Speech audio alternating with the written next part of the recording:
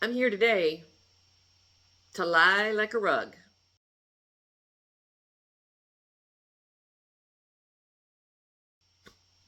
All right, maybe not.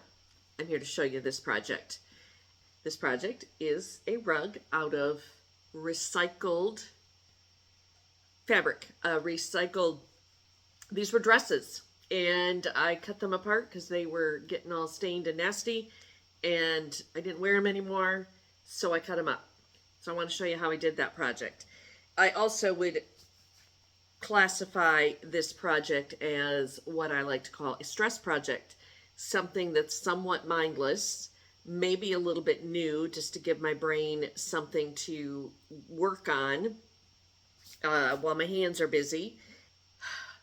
Because this last month, it's been a lot. I'm trying very hard this year to be consistent. I was doing great the first quarter of the year, continuing to work and have things pre-filmed and pre-edited and ready to go so that I didn't get behind. I'm now behind. So bear with me. This summer might be a little challenging. Probably in this video, probably in another video that I have recorded parts of over the last couple weeks, I'm going to refer to what's been going on. So I won't go into that again, but just know that things have been a little crazy for me. 2 or 3 weeks ago, I started this project. Let's begin at the beginning, which is making the yarn for this project. So let's go to that footage now, and I'll show you how I made the continuous strips of knit yarn. For this one, because it has side pockets, which we can't complain about, right? Because we want our dresses to have side pockets, but when it comes to making repurposed yarn, could cause a problem. So what I'm going to do is I'm going to cut the side seams off, including the pocket. If I didn't have these pockets, I would do the other method of cutting with a tube, as if it were a tube, which I'll show you in a little bit here when I have a t-shirt or something that doesn't have side pockets. Okay.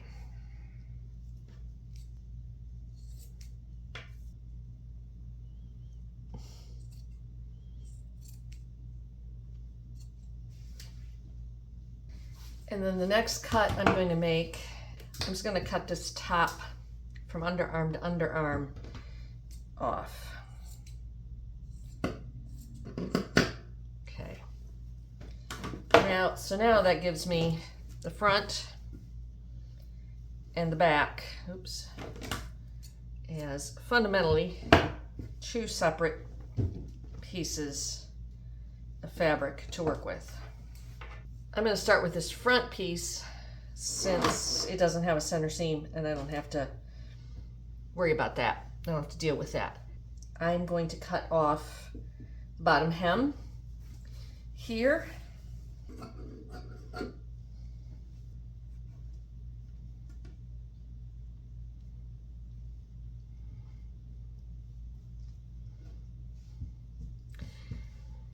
So I have the folded edge here and the 2 outside edges, which would where the side seams used to be, kind of matched up over here on this end. And I am going to cut. You can do this with scissors or with a rotary cutter. Probably do a little bit of both just to show you. If you want to be really particular about how wide each section is, you definitely would probably a rotary cutter in a mat, but I'm not going to be that particular here. So what you're going to do is you're going to cut all the way, but not all the way. All the way, and leave about 1.5 inches there. Just gonna do that all the way down. You can eyeball the width of each strip or measure them. It's up to you.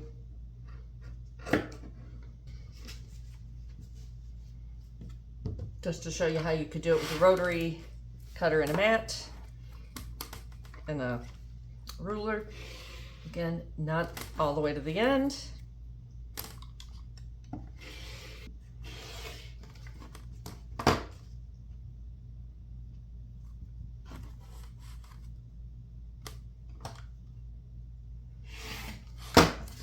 Okay, now what I have when I open this piece out is this.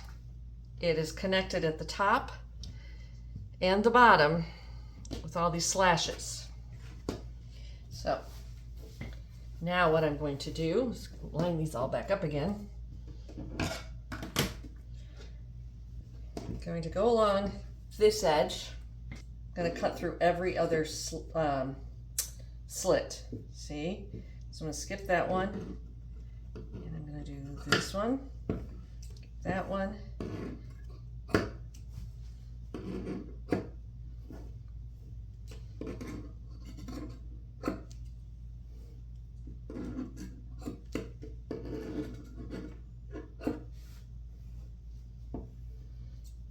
Okay, then I'm going to come over to the other side and snip opposite of what I did here. So I snipped between 1 and 2. So now on this end, I'm going to snip between 2 and 3 and then go alternate.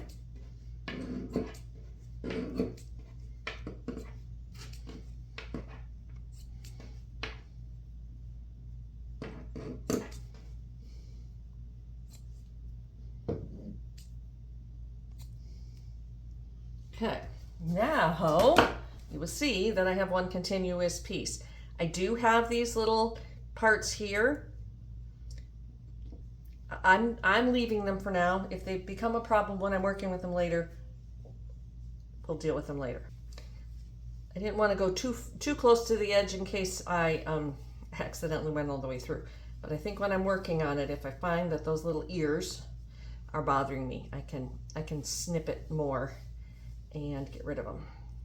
But for now, we're just making yarn, t-shirt yarn. Okay. So that's one way to do it. The other way to do it is to start with a tube of fabric. And this dress probably can serve as that. This way, if you have a t-shirt that is really a tube and doesn't have any side seams or other seams, this method works great. I don't happen to have any ready for this project at the moment, so we're just going to use these dresses. Again, I'm going to cut off the bodice, the top half, get rid of that. And this annoying little dress annoys me. It has this kind of fishtail, not fishtail, but curved hemline. So what I'm going to do is I am going to even that up, I think. Probably being way fussier than I really need to be, but you know, that's how I roll. Okay. So now how I'm going to do this, I have a tube of fabric. There's side seams. This dress happens to also have a center back seam. And what I'm going to do is I'm just going to fold and fold just so I have less to work with here. And I'm going to basically do the same thing that I just did. Start here, cut all the way across, and stop just before it's only one side because we're working in a tube here.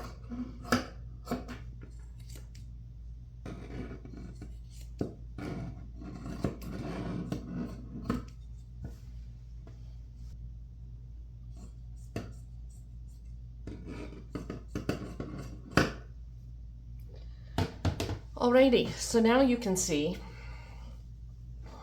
we have this wonderful fringy fringe situation here. What I'm going to do is come down here to this end, and I'm going to cut it like this. And I'm also, just because don't want that at the beginning, I'm going to cut off that little bit of seam. All right, now let's see if I can show you how I need to show you. So this is my cut end already. So now I'm going to cut from here to here. And this is going to open.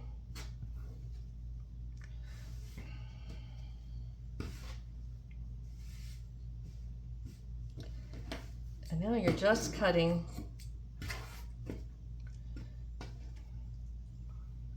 to make it into one long strip.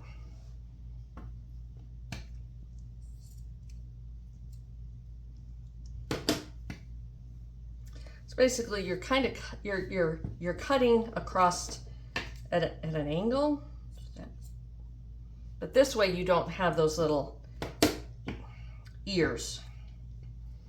So now we're here at the end, and we have like a loop here, and we have that. So I'm just going to go from here to there. It's not very even, so we'll just kind of get rid of that mess. So now I have one big mess of yarn.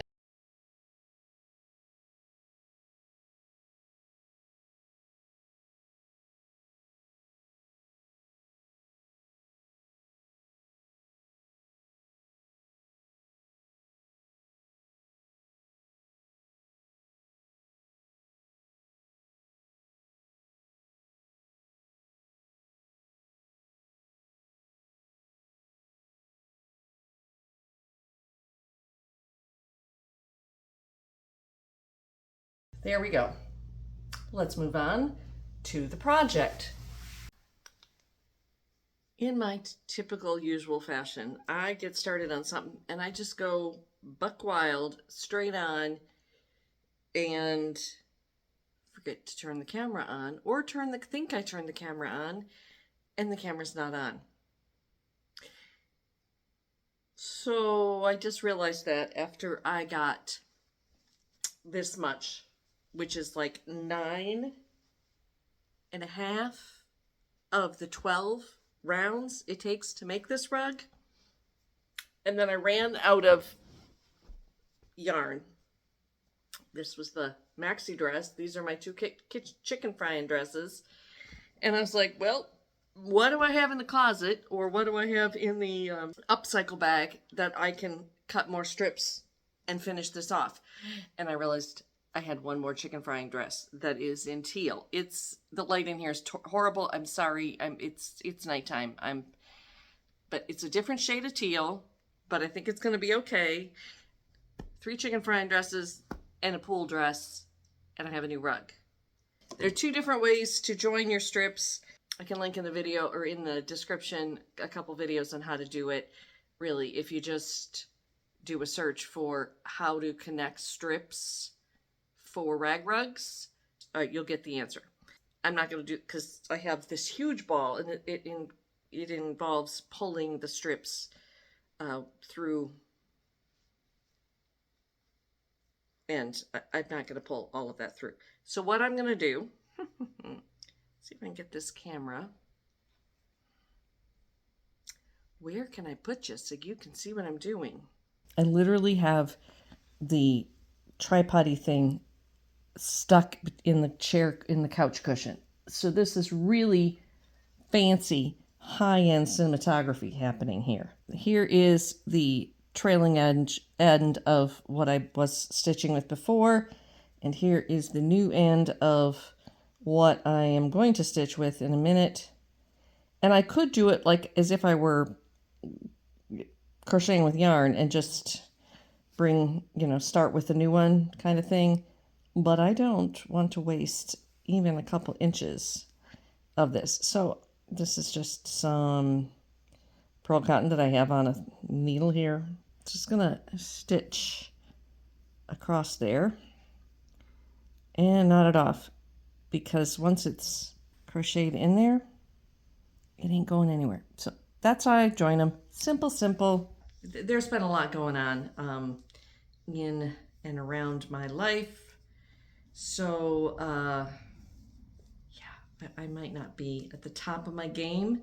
So I'm going to apologize, but I'm actually not going to apologize, because that's life. Life happens, and you got to roll with it.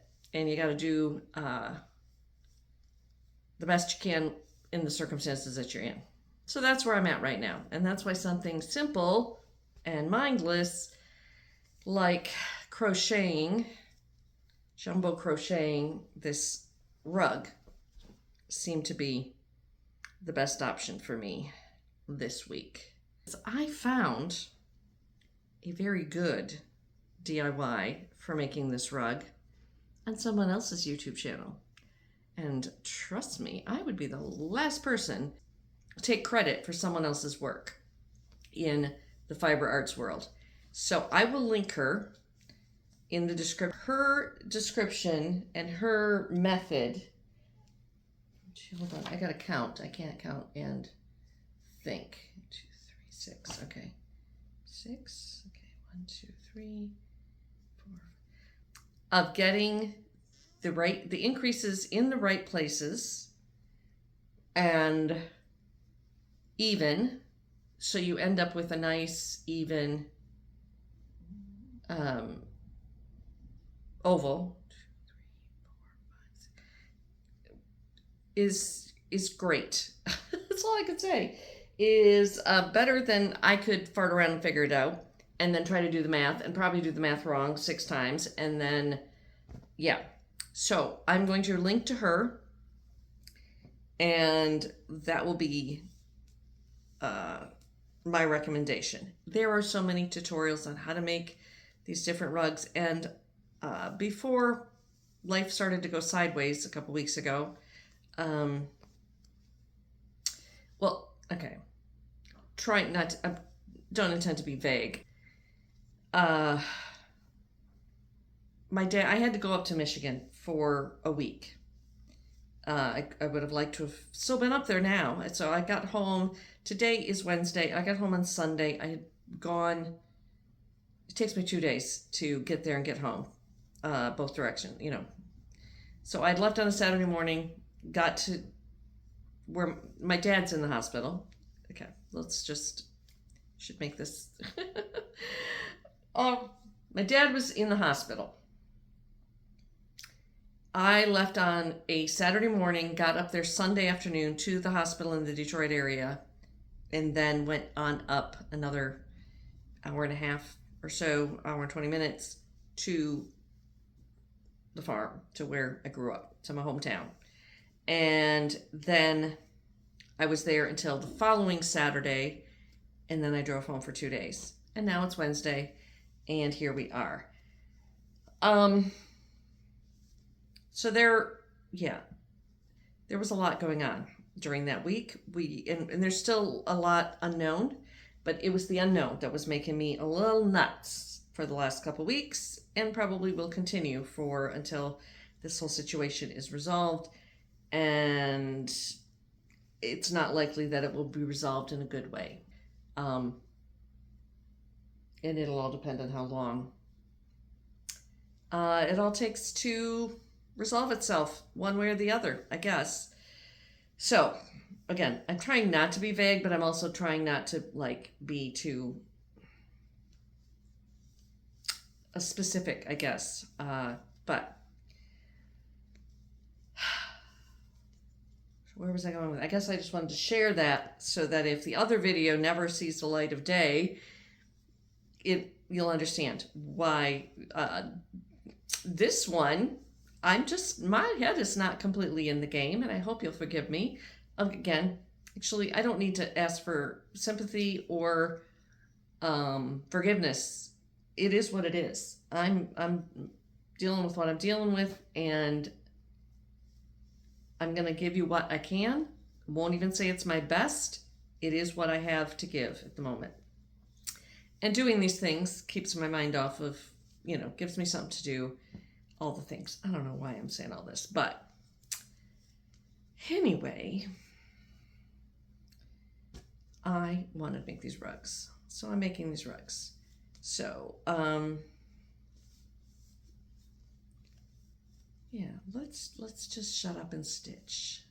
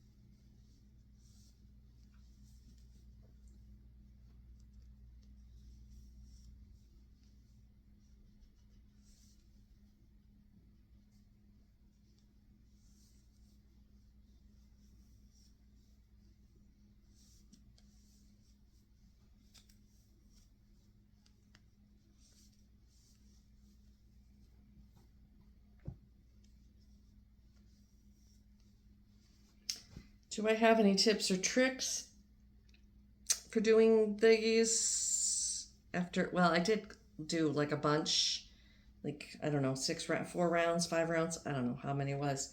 And I didn't, it was cupping. And I realized, because the way I crochet, and I, obviously I normally crochet with yarn, right? Which has some stretch to it. But my tension was too tight. What I have to remember to do is like really loosen it up on the hook and then not pull this part, like hold it very loosely so I'm not pulling it. And oops, as I say that, then I pull it off the hook. Anyway, that definitely helped. It may also make a difference on which way you cut the strips, but I don't know. So a while ago, I made one out of torn up sheets. So of course they were woven and there wasn't any stretch to them.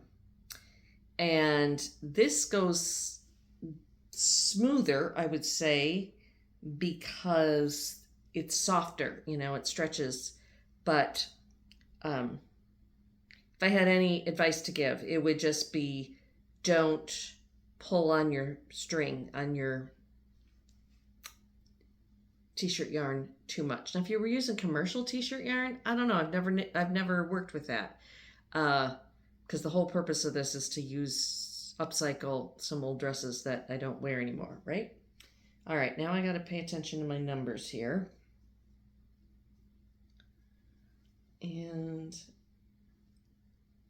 2, 3. This one. She has a really interesting way of explaining how to do these. It didn't make sense at first in my brain, and it's interesting because she said she devised this way of doing this because she's dyslexic. After watching her, pausing, and writing notes, I figured out how it was being done. So anyway, so we have 1, 2, 4 increases on this end. Okay. All right, I'm going to keep going. Actually, I only have one more round, which means I have to increase at this end and increase at this end, and then 1 round of single crochet, and it's done.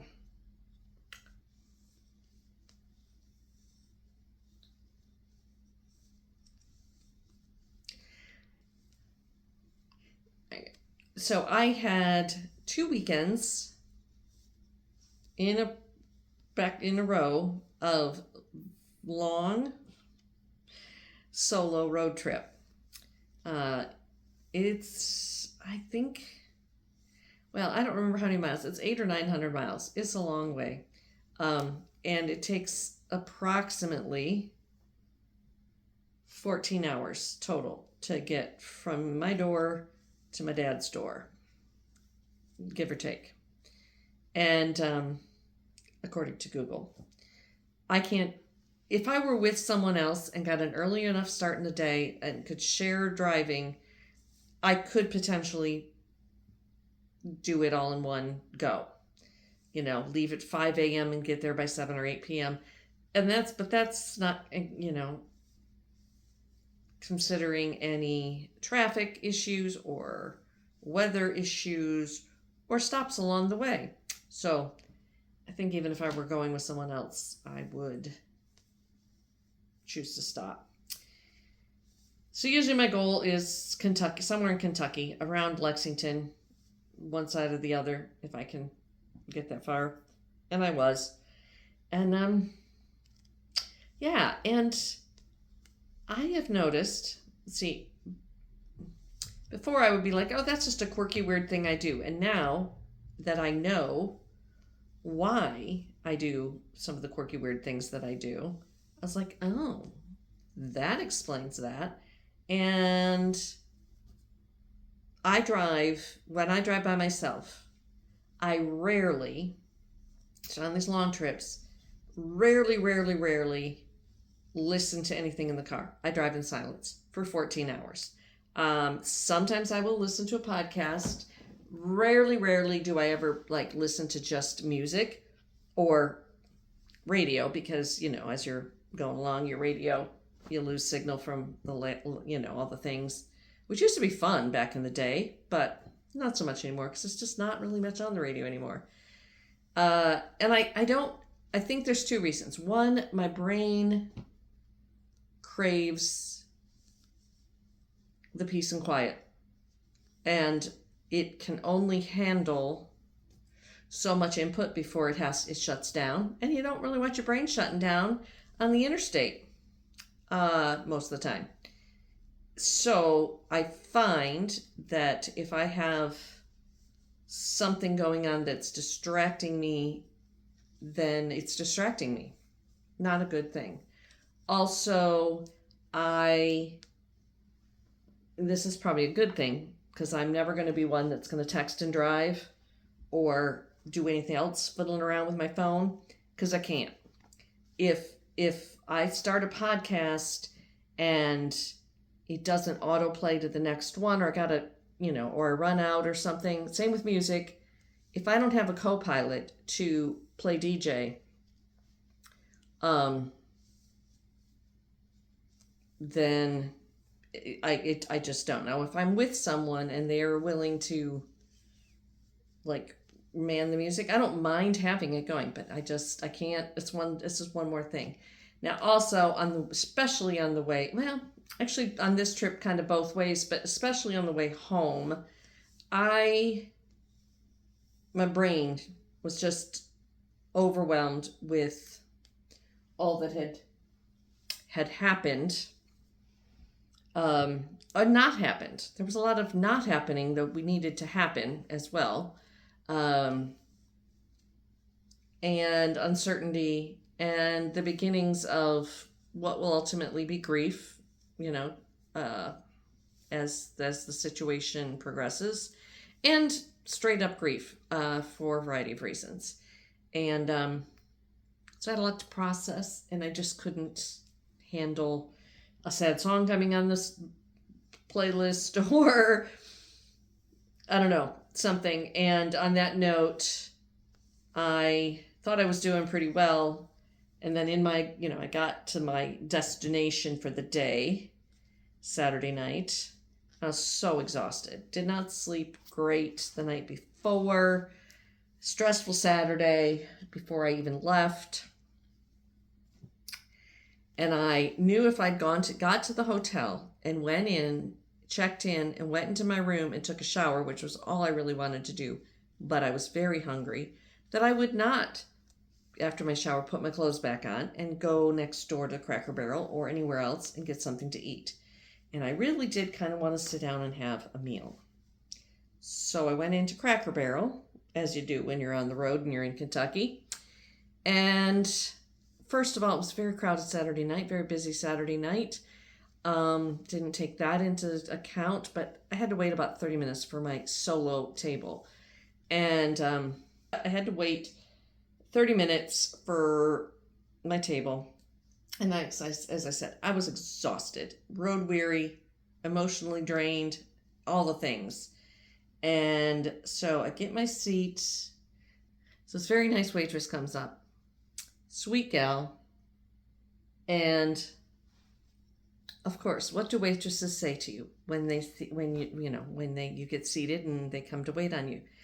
So, how are you doing today? Or, I hope you had a nice day today, or something, that generic, innocent question. And I'm exhausted. I'm emotional. I can feel the tears and behind my eyes, and my throat start to tighten. And I'm like, well, wasn't a great day. Can I just put in my order? She's like, oh, absolutely, sure. And, she could tell how exhausted I was, I think. So I put in my order: fried chicken, potatoes, broccoli, a glass of Chardonnay. She brings the Chardonnay out, sets it down, and then gets iced tea for the gentleman, the two guys at the table next to me. She turns around. I am crying my eyes out.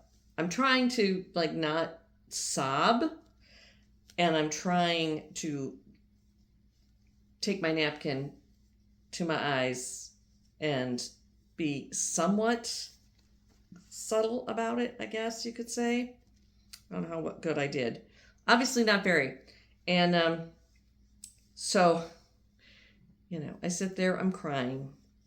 I'm thinking about my day, my week. And she brings my food. She brings the neighboring table more sweet tea. Those guys were floating by the time they left there on how many sweet tea. I think they were kind of cute, and she was kind of flirting with them, maybe. That's why she was so attentive with the sweet tea. I don't know.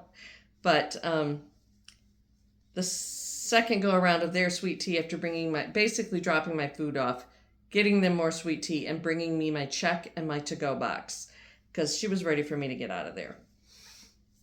I don't blame her. I gave her a 30% tip. So I hopefully made up for it for her. And yeah, but as she said, how was your day? Or I hope you had a good day, or whatever greeting she gave me, my brain, because I am inherently a snarky little bitch, my eyes and my voice cracking said, well, it wasn't the greatest of days. Can I just order? But my brain was saying, oh, it was a wonderful day. I started it by going down to visit my mother in the nursing home, who forgot who I was for the 4th time this week. Then I went to my sister's, where my siblings and I all met with my father for breakfast, to tell him that he has a cancerous tumor in his head. And we don't know how long he has to live, or if they can do anything about it. All that before I drove 8 hours to get here and had the worst plate of dried up fried chicken I've ever had in my life. And I'm only miles from the Colonel's birthplace, and the Colonel is weeping over the condition of this fried chicken right now. But otherwise, hey, it's been a great day, and I hope you have a wonderful evening. Thank you, Hannah, and got my check and left. But it wasn't about her, and I didn't want her to feel bad. But that's the thoughts that were going through my brain. Of course, then I have to go over to the Red Roof Inn and check in, and the gentleman who was, at the desk there also, oh, I hope you had a good day today. And I was like, I didn't. Here's my card. Give me a room. We did fine. I did fine. It's not the first and it won't be the last that, you just kind of gotta suck it up and swallow your tears and keep going. Because if I've learned anything over my lifetime, my tears tend to make people very uncomfortable. Yeah, I learned a long time ago to hide my tears. So, anyway, let's.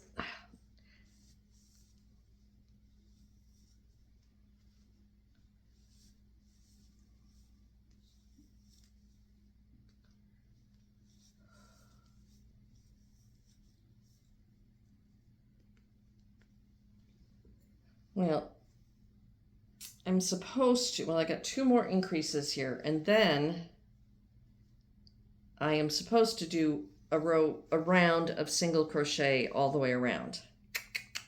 I don't think I'm going to have enough, but I'm going to do. I'm just going to keep going until I run out.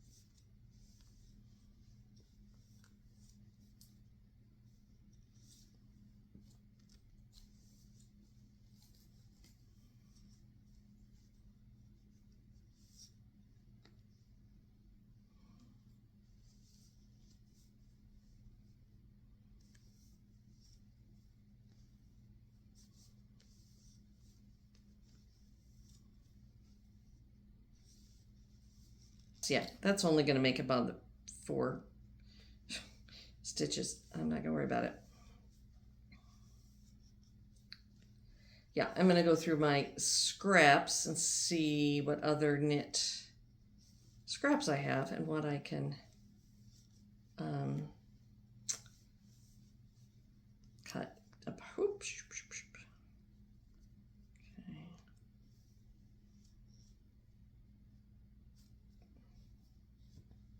Okay. And at some point I will weave this in.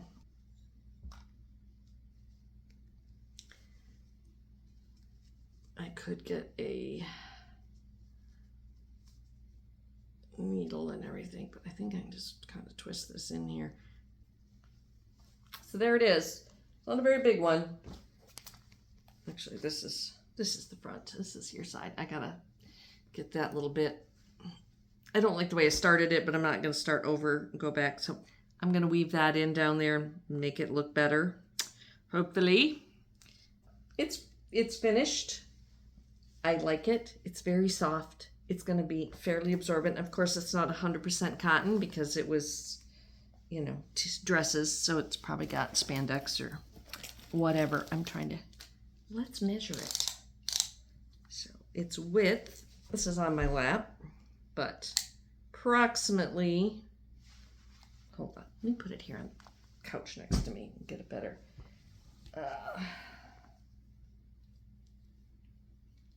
It's about 16 inches wide and about 24 inches long. So I think that's pretty close to being perfect for what I want it for. And I would definitely make more of these. It takes the crochet takes a lot of yarn, you call it. But it makes a nice, dense, good feeling rug. And it's pretty heavy.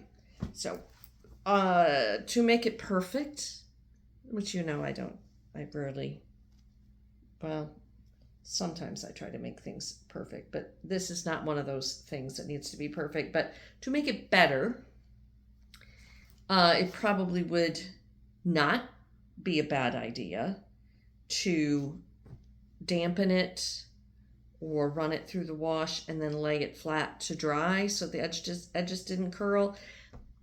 But for its final use, it's probably going to end up being laundered quite a bit. So every time I launder it, I'll just lay it flat to dry somewhere so it kind of gets blocked, if you will.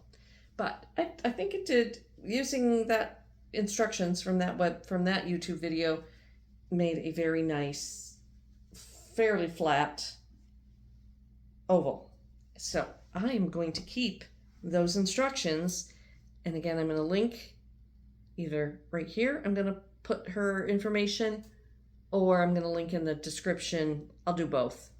The website, the YouTube channel, because it's absolutely not in my brain right at the moment, but it's on a notepad in my workroom, so that you can follow her instructions and make one of your own, because they're very good instructions.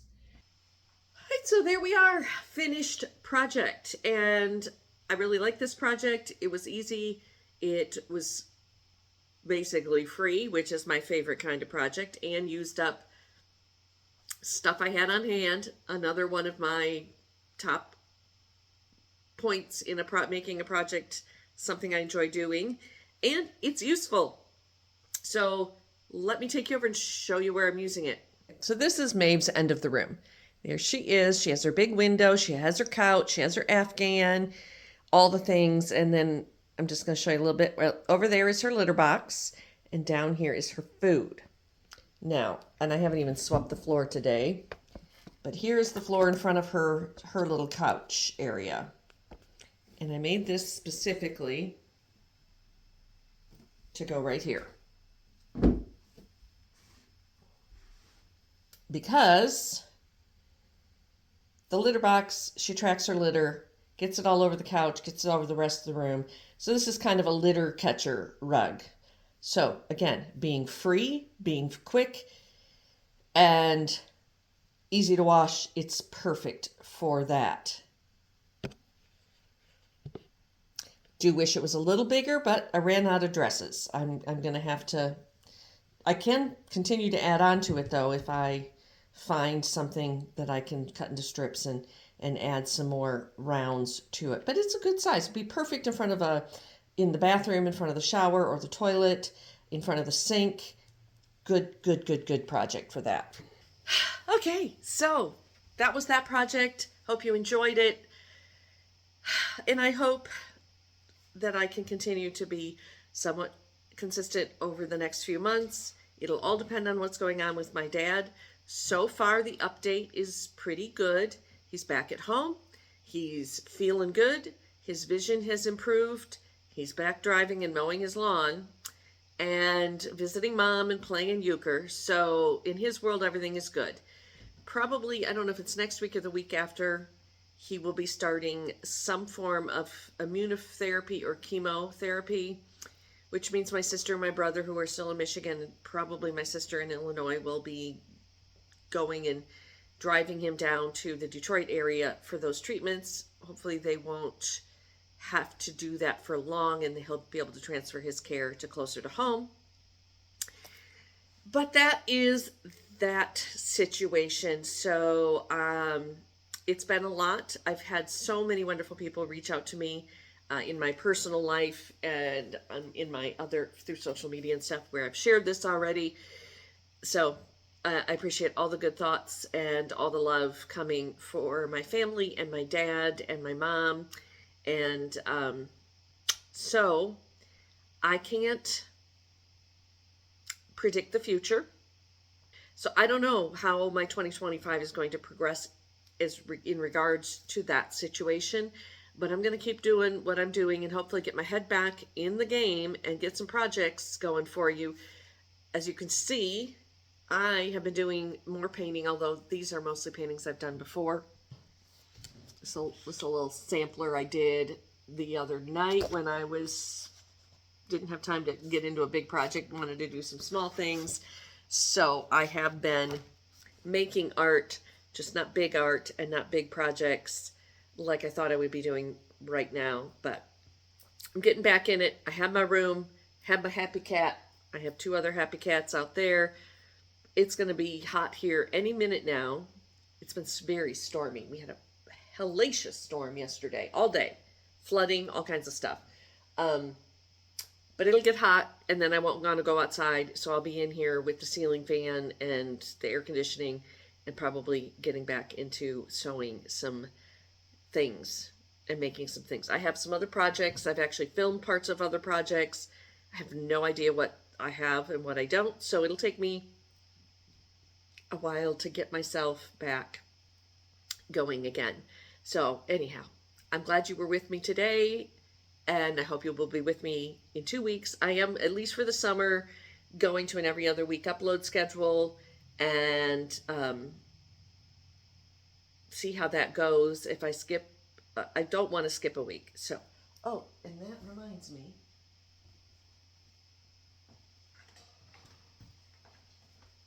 Do you remember our chakra project? My chakra project? Well, I did another one. This is the solar plexus. And I'm hoping that I got some halfway decent footage when I filmed this. It was literally the day before I left to go to Michigan when my dad was having surgery. So, again, who knows what's on that video, but it's there. So I will be getting that one edited and up. Hopefully that'll be the next one. But then I have another really fun project using recycled antique quilts and slow stitching, which I know many of you are here for the slow stitching. So I'm going to get back to some of that. And I have many, if you go back a couple months, I have many garment projects in the works. Or, well, not in the works. I haven't done them yet, but I'm working on them. So, or planning to work on them. All right. Peace out. Love you lots. Take care of yourself. We'll see you soon.